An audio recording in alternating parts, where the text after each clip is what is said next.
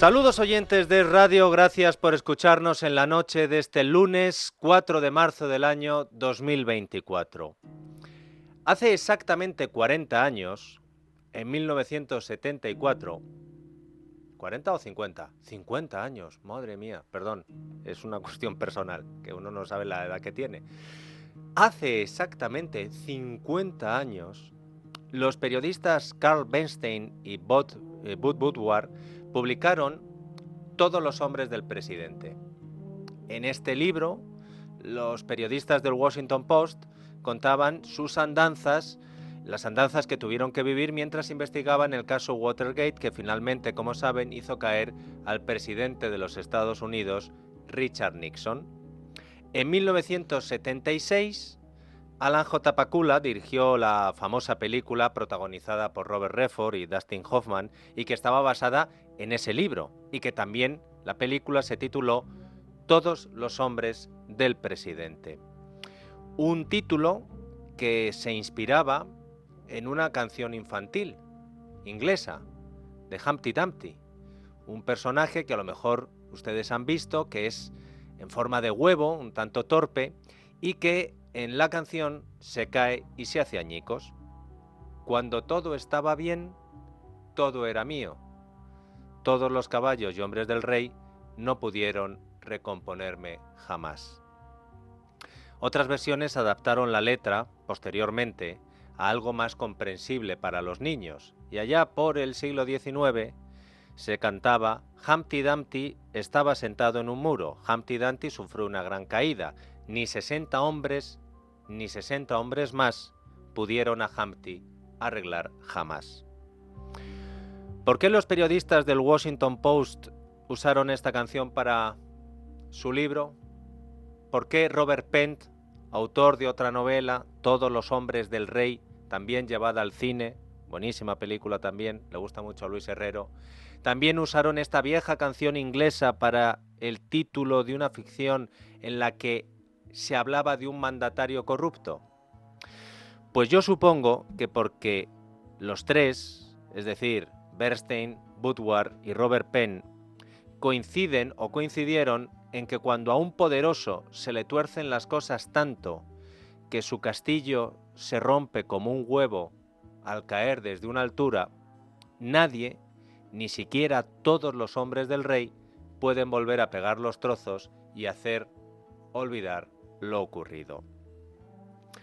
Los tiempos han cambiado, ahora somos más inclusivos, más feministas, más de todo, y en buena parte para bien.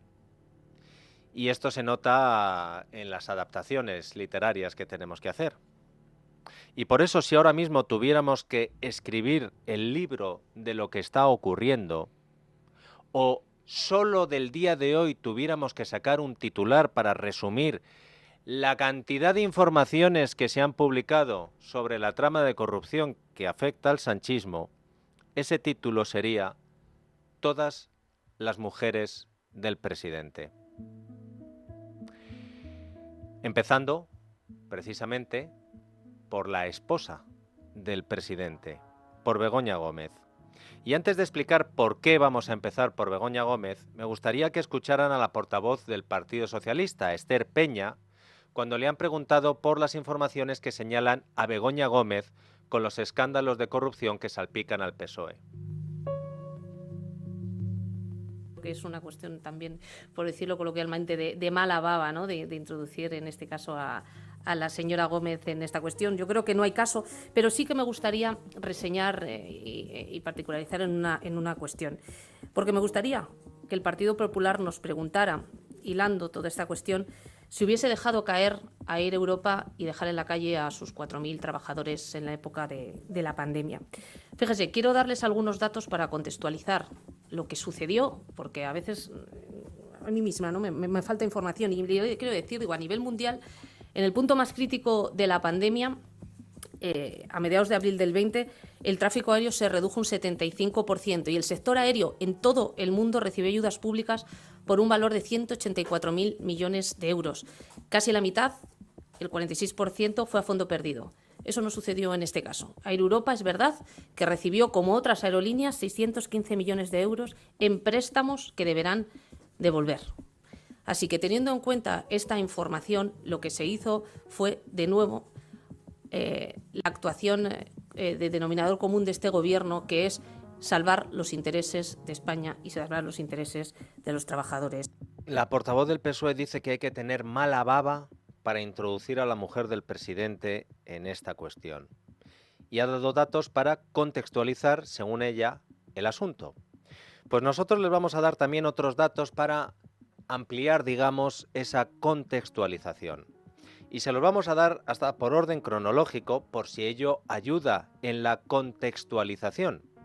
Todo lo que van a escuchar a continuación ha sido publicado por medios de comunicación serios, por periodistas serios, y al margen de calificar su baba, si es buena o mala, nadie desde el PSOE o Moncloa ha desmentido una sola coma de lo publicado. Han dicho, eso no es verdad. Nadie lo ha dicho, así que por eso nos hacemos eco desde este programa. Empezando por junio de 2018. Con la llegada de Sánchez a la Moncloa, Begoña Gómez empieza a estrechar una relación que venía de antes con el consejero delegado del holding que pertenece Air Europa, con Javier Hidalgo. El 8 de agosto de 2018, la mujer de Sánchez ficha por el Instituto de Empresa y es nombrada directora de la oficina Africa Center, oficina que se acababa de crear. El diario El País justifica ese nombramiento por ser Begoña Gómez experta en captación de fondos para ONG. El 25 de septiembre de 2018, Begoña Gómez acompaña a Pedro Sánchez en su primer viaje internacional a Estados Unidos y Canadá como presidente. La presencia de Begoña Gómez no había sido anunciada oficialmente. Los periodistas descubren a Begoña Gómez en el viaje y se enteran que tiene agenda propia. Nunca se nos detalló cuál fue esa agenda. En septiembre de 2019 se produce el primer acto público que sepamos en el que coinciden Begoña Gómez y Javier Hidalgo, de Air Europa. Es en Rusia, en la Asamblea General de la Organización Mundial del Turismo. Hidalgo acude como ponente, Begoña Gómez en calidad de invitada como directora del Africa Center y junto a ellos el comisionista del Ferrari y los Rolex, Víctor de Aldama. Según hemos conocido después, y ha admitido la propia Air Europa, ese mismo mes de septiembre del año 2019, Víctor Aldama acababa de ser fichado como asesor de la aerolínea. 21 de enero de 2020, segundo acto público que sepamos en el que coinciden los tres, la mujer del presidente, el dueño de Air Europa y el de los Ferraris y los Rolex. ¿Dónde? Entrega de premios Startup de Turismo en Madrid. Lugar, la sede de Wacalúa, que como el Instituto Africa Center se había creado de forma express. De hecho, es una filial que crea Air Europa, supuestamente, perdón por lo de supuestamente, según Air Europa, para potenciar a emprendedores y la innovación. En realidad tiene una única trabajadora y que sepamos, lo que ha hecho Wacalúa es patrocinar eventos de la mujer de Pedro Sánchez. 5 de marzo de 2020, a unos 10 días de la declaración del estado de alarma. La matriz de Air Europa publicita en su página corporativa un foro organizado por el Africa Center de Begoña Gómez que se celebra en Londres. El acto patrocinado por Wacalúa, la filial que había creado Air Europa, y la Organización Mundial de Turismo.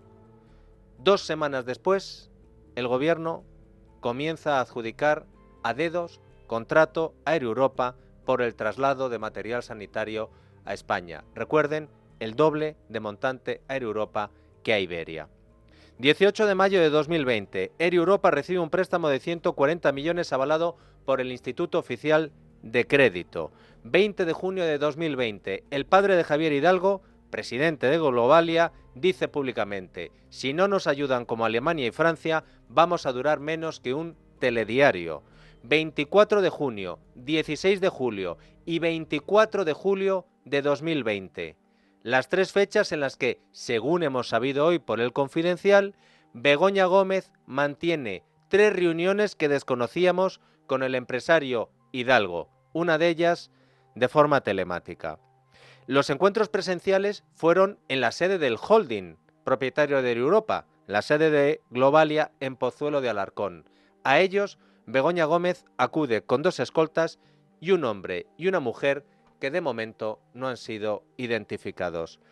3 de julio, es decir, a mitad de las fechas que les acabo de dar, el 24 de junio y el 24 de julio, el 3 de julio, se producen la decisión del gobierno de crear un fondo de 10.000 millones de euros para hacer frente a los efectos de la pandemia, fondo del que sale el rescate de Europa, dinero que está bajo la supervisión de la SEPI del Ministerio de Hacienda.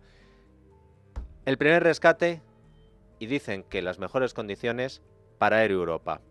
3 de noviembre de 2020, el Consejo de Ministros aprueba ese rescate de Europa, 475 millones a los que hay que sumar el préstamo ICO. Durante ese año 2020, Javier Hidalgo y Víctor de Aldama se reúnen también con la mujer de Pedro Sánchez, esta vez para proponerles 2 negocios. Una app para comprar medicamentos a domicilio, que la Audiencia Nacional dijo que eso recientemente era ilegal, y un plan para convertir pueblos abandonados en complejos inmobiliarios que nunca prosperó. 2 años después, en febrero de 2022, Begoña Gómez deja el cargo como directora del Africa Center. Nunca se explicó el motivo y poco después se incorpora como codirectora de un máster en la Complutense sobre transformación social competitiva. Según desveló Carlos Cuesta en Libertad Digital en junio de 2022, la mujer de Pedro Sánchez, 4 meses después de haber dejado su puesto, seguía utilizando su antiguo cargo en el Instituto de Empresa para captar otros negocios. Participó en un evento iberoamericano del Consejo Empresarial Alianza por Iberoamérica en Punta Cana. A riesgo de ser incluido por la portavoz del PSOE en la banda de los que tienen mala baba, me gustaría que alguien, ella misma o Moncloa, nos explicara esas 3 reuniones que desconocíamos hasta ahora con la cúpula de Europa en medio de la aprobación de los rescates por parte del gobierno. Seguro que la cronología que les acabamos de exponer a ustedes ahora mismo tiene una explicación sencilla y nada malévola. Seguro que está todo claro y transparente. Pero necesitaríamos que Begoña Gómez o alguien de Moncloa nos ayude a aclarar algunos puntos, algo que de momento nadie ha hecho, como confirma el autor de la noticia en El Confidencial de hoy, Chema Olmo. Lamentablemente el gobierno ha decidido no hacer ningún comentario sobre este comportamiento y esta participación de Begoña Gómez en una trama que cada vez tiene más ramificaciones. En el momento en el que ella se estaba reuniendo con Globalia, además del rescate, sabemos que Globalia estaba pagando al comisionista del Ministerio de Transportes. Ella misma también se reunió con el comisionista.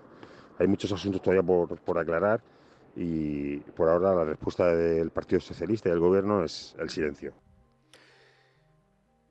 Pues si hay muchos asuntos que aclarar con la primera mujer del presidente, la segunda mujer del presidente, estamos hablando políticamente que acapara nuestra atención, también tiene muchas cosas que aclarar. Es la vicepresidenta primera del Gobierno de España, ministra de Hacienda y vicesecretaria general del Partido Socialista, es decir, la número 2 de Pedro Sánchez. Se llama María Jesús Montero. El diario ABC publica hoy a toda página que la número 2 de Pedro Sánchez supo de la trama corrupta a principios del año 2022. Según esta información, MJ Montero tuvo conocimiento porque un organismo dependiente de su ministerio, la Intervención General de la Administración del Estado, hizo una auditoría en la que se alertaba de las irregularidades cometidas en los contratos de material sanitario durante la pandemia. El informe tiene fecha de diciembre de 2021 y se envió a los ministerios de Hacienda y Transporte a principios de 2022. Se supone que esto debería haber supuesto una intervención inmediata, tanto de Hacienda como de Transportes, cosa que no se hizo. ¿Qué dice esta auditoría?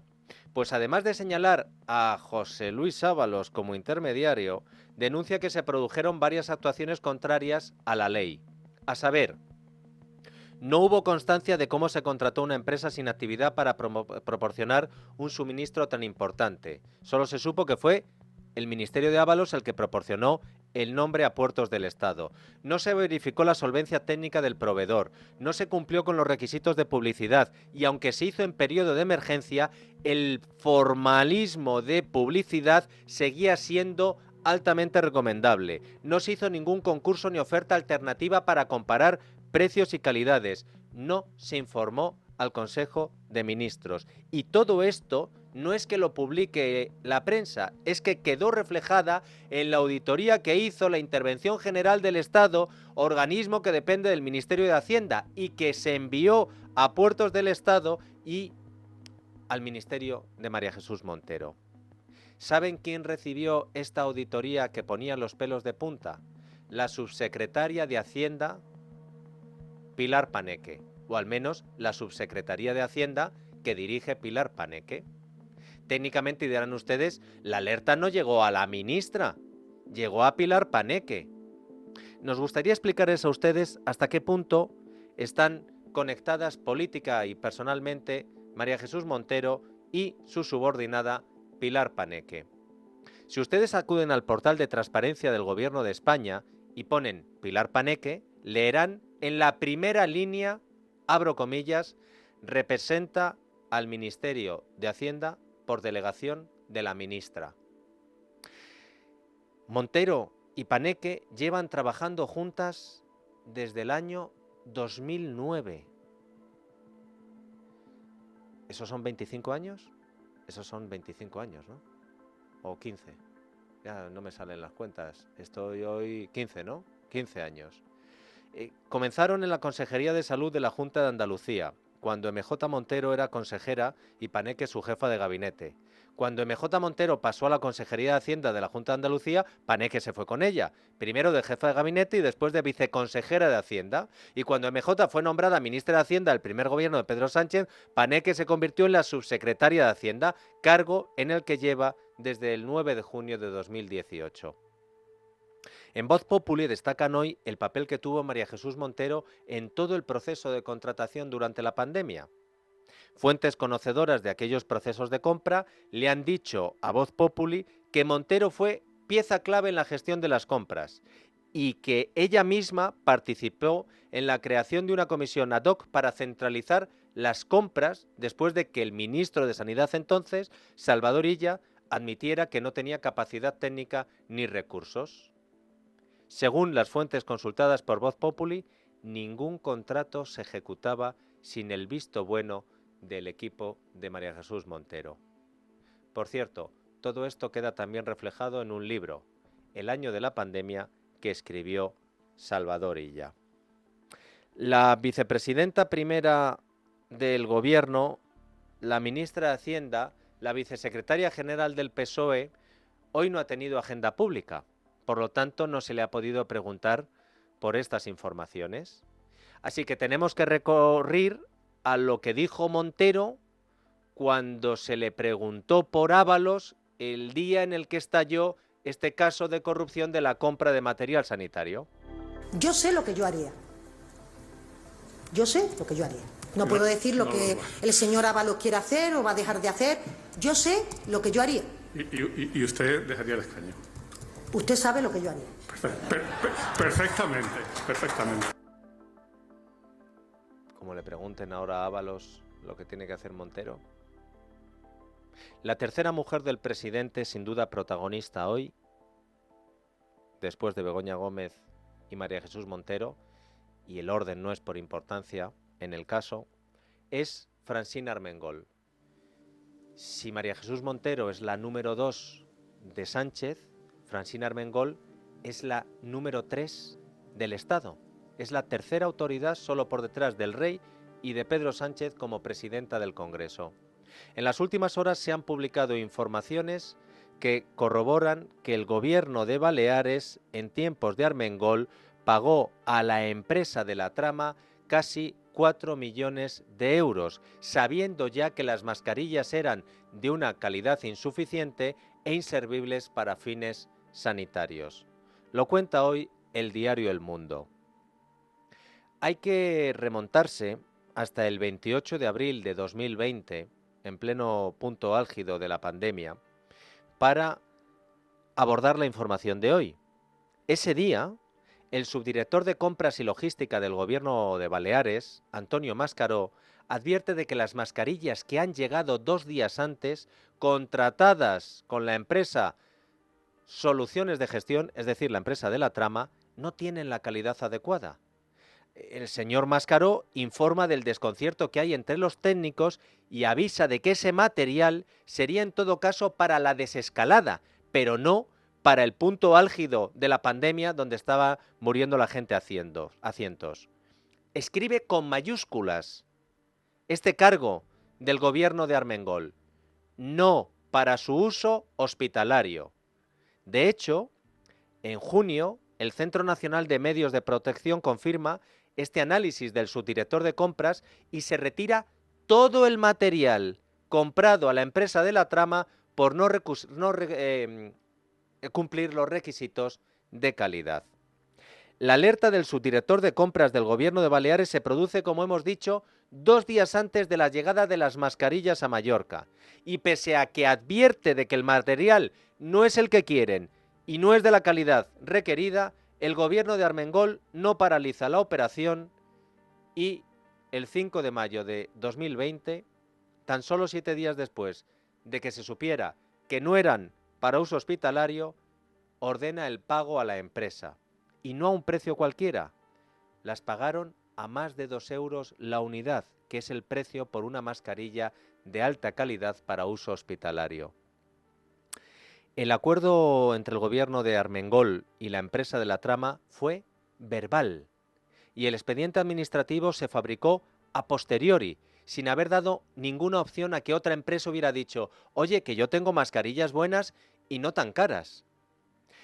2 meses después de tener que retirar esas mascarillas por no tener calidad suficiente, el gobierno de Armengol expidió a la empresa que había dado este material fake un certificado de idoneidad para que optase a concursos públicos en otras comunidades autónomas.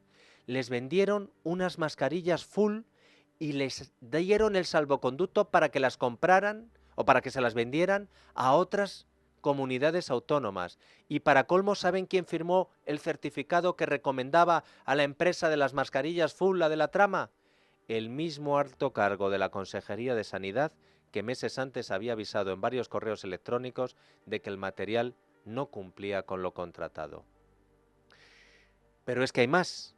Hoy publica El Español que Armengol sabía desde octubre de 2020 que había una trama corrupta detrás de la empresa a la que había comprado las mascarillas defectuosas. Y la entonces presidenta balear y hoy tercera autoridad del Estado tenía en su poder un informe que relacionaba a esta empresa con prácticas corruptas. En concreto, un informe de la Oficina de Prevención y Lucha contra la Corrupción. Aparecían en los llamados Paradise Papers. Era el primero de 3 avisos que recibió el gobierno de Armengol sobre esta empresa. Y Armengol ignoró los 3 avisos. Si creen ustedes que lo publicado sobre Armengol se ha terminado con todos estos escándalos, se equivocan. Porque el subdirector del diario El Mundo, Esteban Urrietieta, nos ha dicho esto la noche de radio. En El Mundo vamos a seguir publicando nuevas comunicaciones, nuevos correos electrónicos entre los funcionarios del gobierno de Baleares que presidía Francina Armengol, donde va a quedar todavía más claro y todavía más evidente que a pesar de las múltiples advertencias de que el material, de que las mascarillas compradas a la trama no servían para nada, hubo una orden política para beneficiar a la trama. Es decir, cualquiera de nosotros que nos hubieran llegado mascarillas inservibles por importe de 4 millones de euros, las hubiéramos reclamado, hubiéramos paralizado la operación de manera inmediata. Armengol, sin embargo, ordenó el pago, certificó la calidad de la empresa para que contratara en otras administraciones y, por lo tanto, vamos a seguir aportando durante las próximas semanas más detalles del trato de favor del gobierno de la actual presidenta del Congreso de los Diputados y tercera autoridad del país a la banda de Koldo, al clan que se benefició con todas estas licitaciones. Desde Moncloa han difundido hoy a sus cargos públicos un argumentario para tratar de articular una defensa a favor de la presidenta del Congreso. Dicen desde Moncloa que es una campaña de desprestigio basada en verter supuestas sospechas que el juez no contempla. Y en ese argumentario dicen que es el PP, que todavía no ha hecho la digestión de su derrota electoral. Una de las que ha verbalizado este argumentario en televisión española ha sido la ministra de Seguridad Social, Elma Saiz. Absolutamente injustificada. Yo creo que forma parte de esa oposición que desde el minuto cero, desde que arrancó esta legislatura, lleva a cabo el Partido Popular de extender bulos y de embarrar e intoxicar. Hace exactamente una hora nos hemos enterado de que la Fiscalía Europea ha abierto una investigación por los contratos de Armengol como presidenta de Baleares y por los contratos de Ángel Víctor Torres como presidente del Gobierno de Canarias con la trama Koldo. Hubo un tiempo en que al PSOE el hecho de que la Fiscalía Europea abriera una investigación ya le valía para pedir dimisiones. ¿Eso ya no sirve?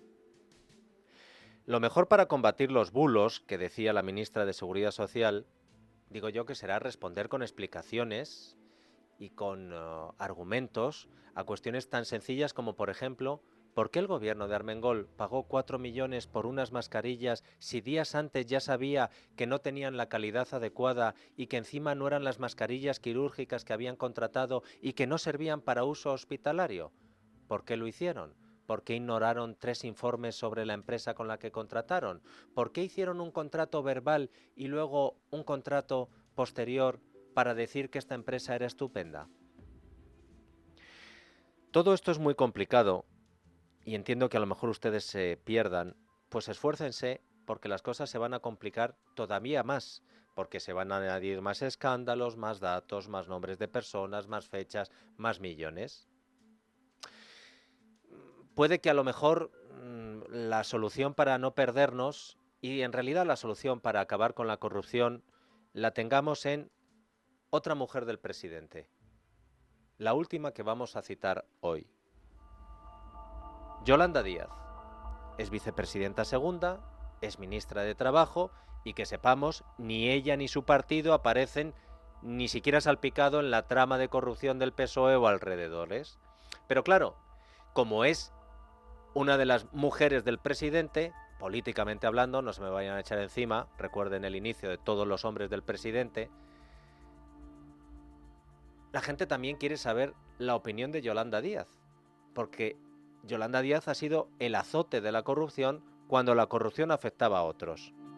La creación de un organismo, un consejo de prevención de la corrupción. Se trata de la creación de una autoridad completamente independiente, dotado de del personal imprescindible, de los recursos materiales, de los recursos físicos imprescindibles, para ser un organismo especializado en la materia anticorrupción y además que engarce con todas y cada una de las administraciones públicas de nuestro país. A Yolanda Díaz se le ha ocurrido hoy que hay que crear un organismo para luchar contra la corrupción, una autoridad independiente con recursos para vigilar a todas las administraciones públicas de nuestro país. Le ha faltado decir a Yolanda Díaz que los miembros de ese organismo tienen que llevar togas y se tienen que llamar jueces y fiscales. Porque esa autoridad independiente para luchar contra la corrupción de las administraciones públicas ya existe y se llaman tribunales y fiscales, que son los que ahora están investigando la trama que afecta al PSOE. Pero a Yolanda Díaz se le ha ocurrido que si el gobierno crea un nuevo organismo, y supongo que colocará el gobierno allí a miembros para que lleven a cabo las medidas contra la corrupción desde ese organismo, tendríamos menos corrupción. Y la verdad es que lo que nos falta ya en España es que sea el propio gobierno el que decida qué es corrupción y qué no.